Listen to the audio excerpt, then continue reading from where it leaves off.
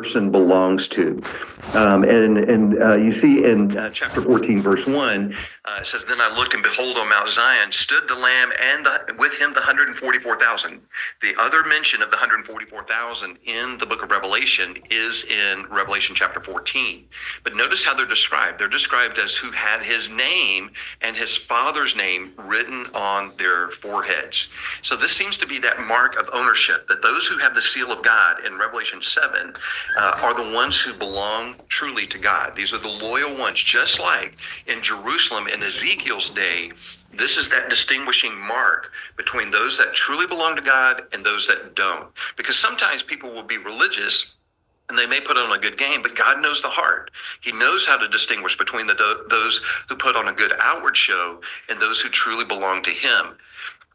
So that ownership, we also see here in Revelation chapter 3, it says, "To the one who conquers, I will make him a pillar in the temple of my God. Never shall he go out of it.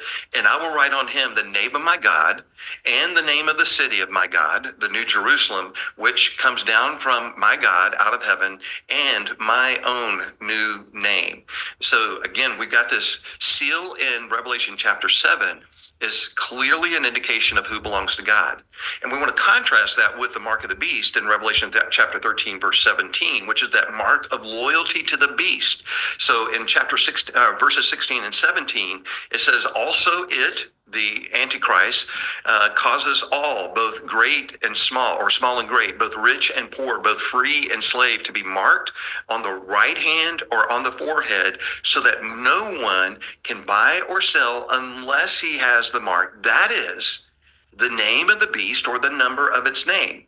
So remember that we saw in Revelation 3 that this mark is the name of God. In Revelation chapter 14, it's the name of God. It's that indication that these are the ones who belong to God. The mark of the beast, we often get caught up in that number 666. And again, this image here is just a representation. I'm not indicating that it's going to be a literal brand on the forehead here. But whatever that mark is, it is about the name of the beast. It's about recognition and ownership by the beast. It is loyalty. I've declared my loyalty to the beast is what the mark is saying. So those who are sealed with the seal of God, and I'm going to try to make that distinction here between the seal and the counterfeit mark, those who are sealed will be delivered.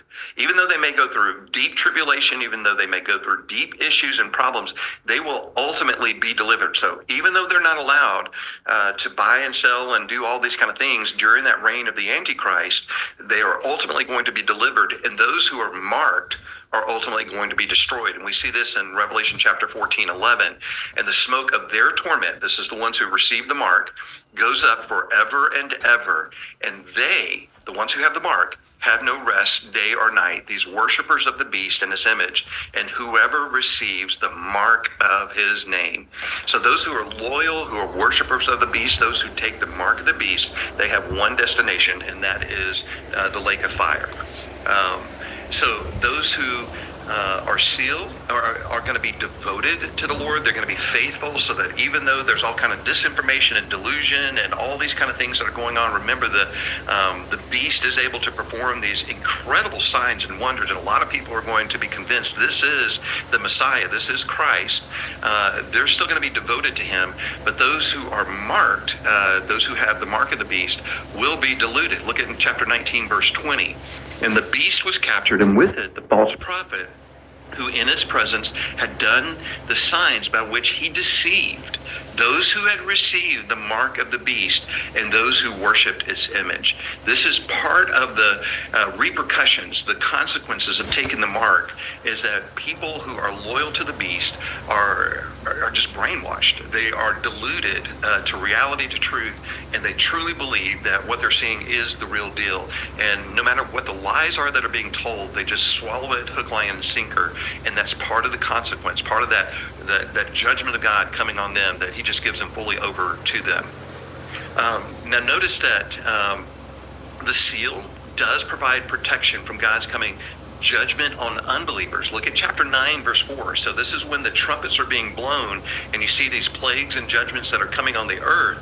There is a distinction between the people of God and those who belong to the beast.